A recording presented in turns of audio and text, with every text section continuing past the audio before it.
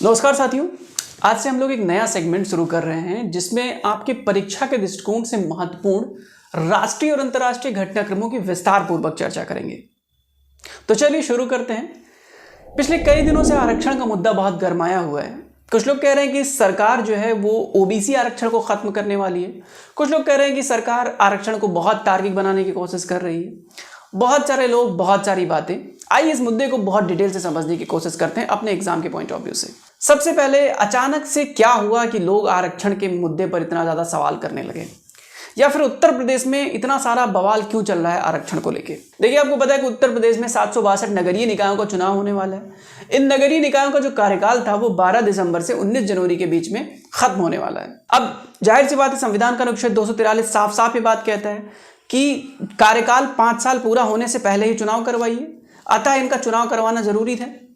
सरकार ने क्या किया कि आनन फानन में ट्रिपल टेस्ट फॉर्मूला जो सुप्रीम कोर्ट ने डेवलप किया 2010 में, उसको इग्नोर करके 1993 की जनगणना के आधार पर ओबीसी कोटे के लिए ड्राफ्ट जारी कर दिए। यानी कि कौन सी सीट ओबीसी के लिए रिजर्व होगी और कौन सी नहीं होगी, इसकी घोषणा कर दी उत्तर प्रदेश सरकार ने। अब ये ट्रिपल टेस्ट फॉर्मूला क्या है, इसको आइए डिटेल से समझने की कोशिश करते हैं। देखिए, वर्ष 2010 की बात है। सुप्रीम कोर्ट ने कृष्णमूर्ति बनाम भारत सरकार मामले में एक अपना जजमेंट दिया, जिस जजमेंट में सुप्रीम कोर्ट ने स्थानीय नगर निकायों के लिए ट्रिपल टेस्ट फॉर्मूला विकसित किया। इसी ट्रिपल टेस्ट फॉर्मूले को 2021 में सुप्रीम कोर्ट ने और इलोबरेट किया और ठीक तरीके से समझाया कि इसके मापदंड क्या होंगे। बेसिकली 3 मापदंड सुप्रीम कोर्ट ने बताया 2021 में। एक केस आया था, बड़ा इंपॉर्टेंट केस है। इस केस का नाम था विकास किशनलाल गावली बनाम महाराष्ट्र सरकार। ये वाद चल रहा था सुप्रीम कोर्ट में। सुप्रीम कोर्ट ने इस वाद में फैसला दिया कि देखिए, पहली बात, स्थानीय निकायों में ओबीसी के पिछड़ेपन की जो प्रकृति है, इसका पुनरीक्षण करने के लिए एक आयोग का गठन किया जाएगा। तो पहली बात, एक आयोग का गठन किया जाएगा, एक बात ट्रिपल टेस्ट फॉर्मूले में। दूसरी बात, सामाजिक, आर्थिक और राजनीतिक आधार पर पिछड़े जो वर्ग हैं उनकी जांच ये आयोग करेगा, अपनी रिपोर्ट प्रस्तुत करेगा।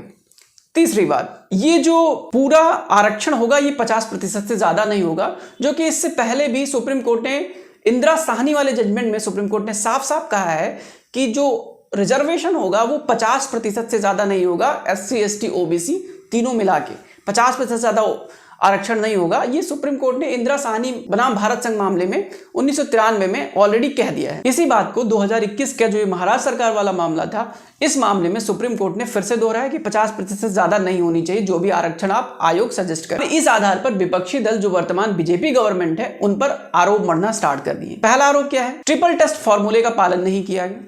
दूसरा, मनमाने ढंग से सीटों का आरक्षण किया गया यूपी गवर्नमेंट के द्वारा ओबीसी के लिए। तीसरा, सरकार इसी मनमाने ढंग से सीटों का आरक्षण करके धीरे धीरे आरक्षण खत्म करने की कोशिश कर रही है, ऐसा आरोप लगा बीजेपी गवर्नमेंट के ऊपर विपक्षी पार्टियों के द्वारा। अब ये सब विपक्षी पार्टियां मिलकर गई Allahabad high court. Allahabad high court में तकरीबन 93 याचिका दायर की गई। इलाहाबाद हाई कोर्ट ने अपना फैसला दिया। फैसला क्या दिया कि जो आपने अभी ड्राफ्ट जारी किया है ओबीसी के लिए, ये रद्द। ठीक, 5 तारीख को जारी हुआ था, 5 दिसंबर को, उसको रद्द कर दिया। उसके बाद कहा कि जितने ओबीसी सीट्स आपने अलॉट की हैं उसको जनरल बनाइए, जनरल सीट घोषित करके आप चुनाव करवाइए। यानी कि जो ओबीसी सीटें रिजर्व होने वाली थी उसको रिजर्व ना कीजिए, बल्कि जनरल के आधार पर चुनाव करवाइए। अब यूपी गवर्नमेंट, सीएम योगी क्या कह रहे हैं? सीएम योगी कह रहे हैं कि नहीं भैया, हम चुनाव करवाएंगे और ओबीसी आरक्षण खत्म नहीं होगा। इसके चलते जैसे जजमेंट आया इलाहाबाद हाई कोर्ट का, तुरंत एक आयोग गठन कर दिया गया। अब आयोग के गठन होने के बाद दिक्कत समझो क्या होता है। आयोग आया तो 2 दिन में फैसला तो दे नहीं देगा, 2 दिन में अपना रिपोर्ट तो प्रस्तुत कर नहीं देगा आयोग। जाहिर सी बात है, वक्त लगेगा, 5-6 महीने का वक्त लगेगा।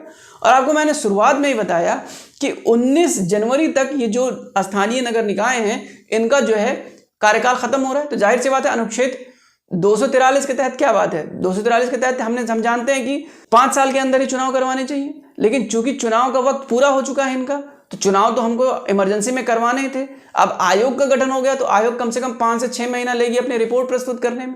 तो जाहिर सी बात है, एक संविधान का उल्लंघन हो जाएगा इस मामले में। तो एक दिक्कत। दूसरी दिक्कत, बहुत सारे जो स्थानीय निकाय थे वो निकाय जो है 1 जनवरी 2023 के बाद खत्म होने वाले थे। तो जब खत्म होने वाले तो पहली बात, मैन पावर की कमी पड़ जाएगी।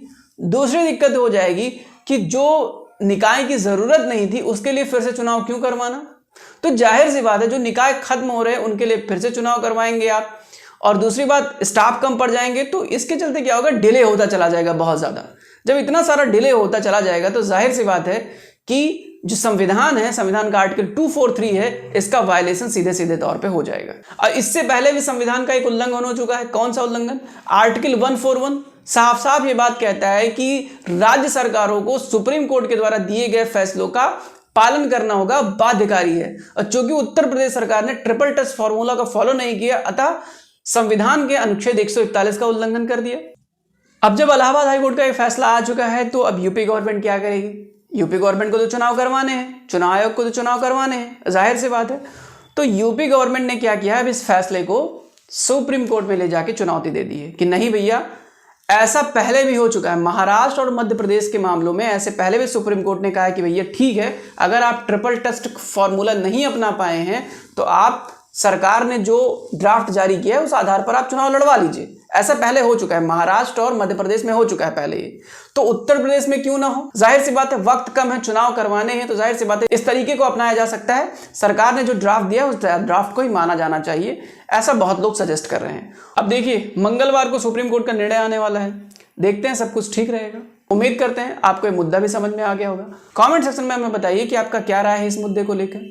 दूसरी बात, इस मुद्दे से रिलेटेड और कौन सी इंफॉर्मेशन चाहिए वो भी कमेंट सेक्शन में मुझे जरूर बताइए। धन्यवाद।